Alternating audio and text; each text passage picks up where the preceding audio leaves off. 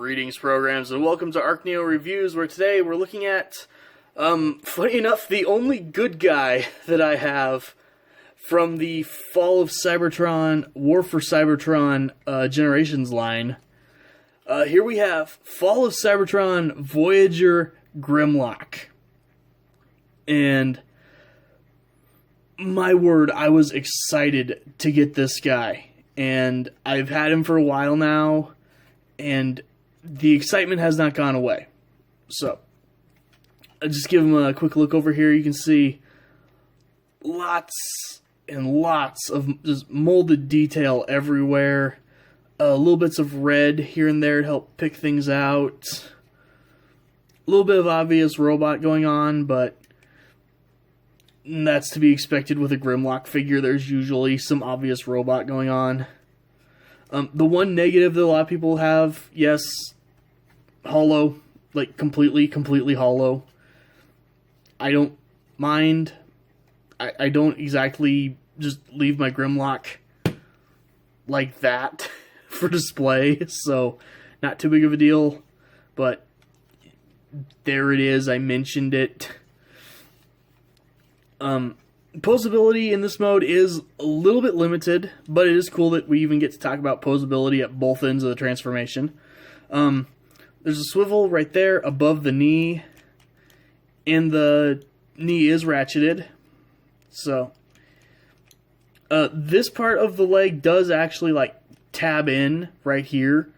So, unless you want to, like, take the leg apart a little bit to free that up, yeah, you're technically not supposed to have any posability right there, so let's see if I can get that tab back in. But you can adjust his toes, which is handy. Then just little ball joints right there for the little not T-Rex hands, since there is one too many fingers there for a T-Rex. And a nice little gimmick that this guy has. Pull back right here on the back of his head, his mouth lights up and opens up. So, simple, but pretty cool. And he does have a little bit of a neck joint right there. So, quite a bit of posability. He does come with both a sword and a shield, which are really cool in my opinion. I love the way these look. As you can see, the sword's got pegs on the side, one of which being a little longer than the other, as well as a really long handle there. Then just peg right there on the back of the sword, back of the shield, I mean. But you can go ahead and plug these into his thighs if you want to keep them stored while he's in Dino mode. So, you can do that. Doesn't look as bad as some storage I've seen, but it does still kind of break up the whole Dinobot thing going on. So, get these out of here. Oh, and really quick, he's got that symbol. I have not played the game, so I can't tell you what that is. But yeah, he is rocking a unique symbol. So there you go. There's a thing you know about Grimlock now. So anyway, get down to transformation on this guy. It is really simple and, funny enough, from what I've seen of the game, very game accurate. So we're gonna start by coming down here, folding out his hands, and then closing up the foot right there. Now, you can, put these pieces wherever you want. Have them all, like, closed over the hand like this giant punching weapon. I usually keep them back and open, because, at least from what I've seen of pictures, that's kind of how G1 Grimlock did it, and so that's what I do with them. So I just do that. Then you're going to come down here at what is the most annoying part of his transformation, both into robot and into dino, going to fight with his tail that does not like to come unpegged.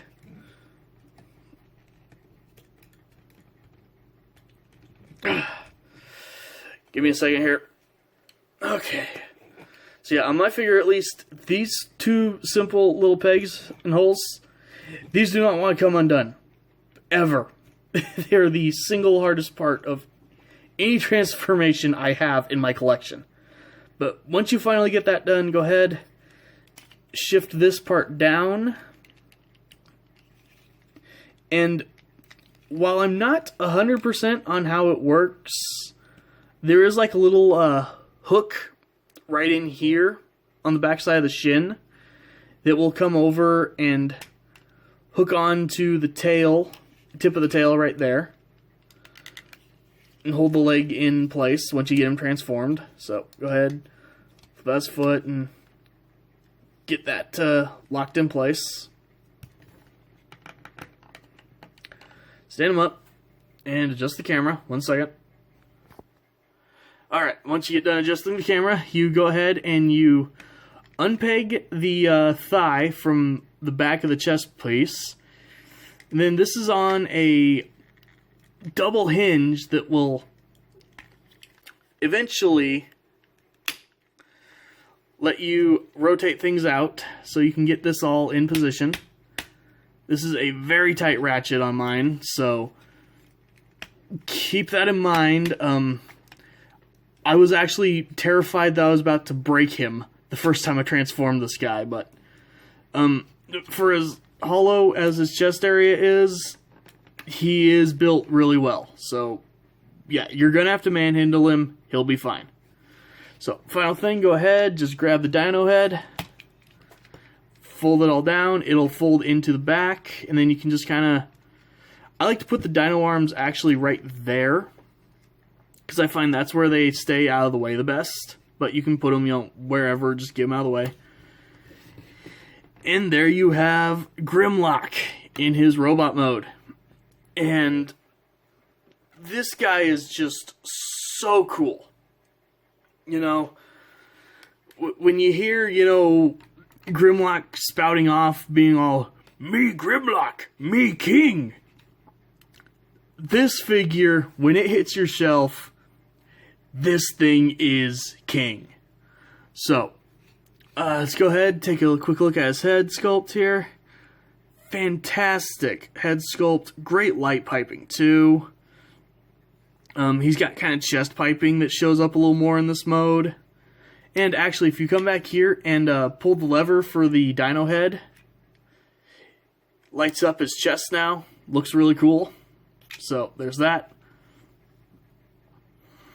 Still just, all the great detail that was on him, still, everywhere, fully exposed now. Guys, Grimlocky, plate metal six-pack thing going on there. Yeah, this guy just looks so cool. So, for posability, the shoulders do kind of go back and forth a bit from that, the hinges used in transformation, so you can shift them around, if you want, like that. And they also go forward and back on the second one, so quite a bit of motion there.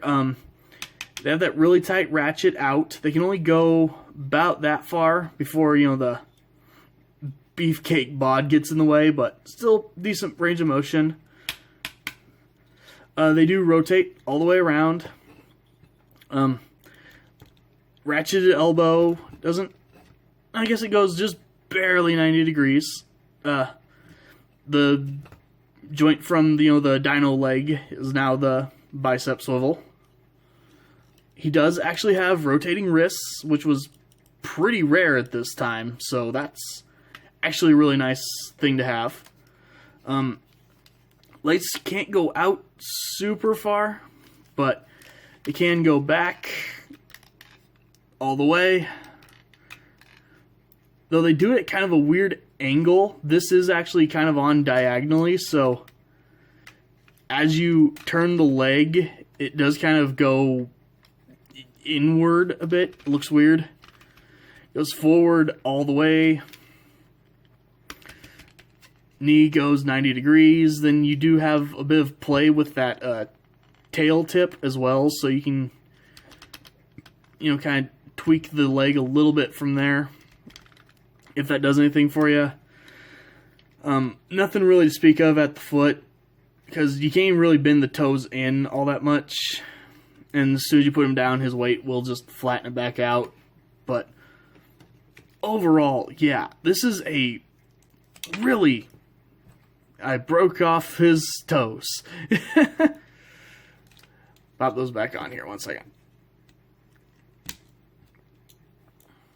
So, let's go ahead, get him armed up.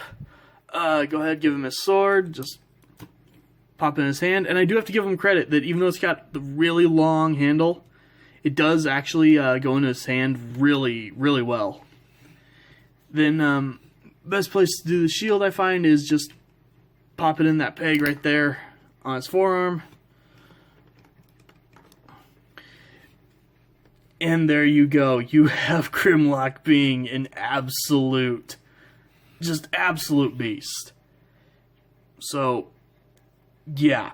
Definitely a few compromises made here and there. That is a thing you will see all throughout these Fall of Cybertron, War for Cybertron, whatever. These video game figures had to have some pretty serious, there was a lot of tough decisions to make on what do we give up to make this thing work. And I think it paid off. This figure especially, really cool. Definitely recommend him if you don't have a Grimlock. And if you collect Grimlocks, then he's definitely one to make sure you have in your collection.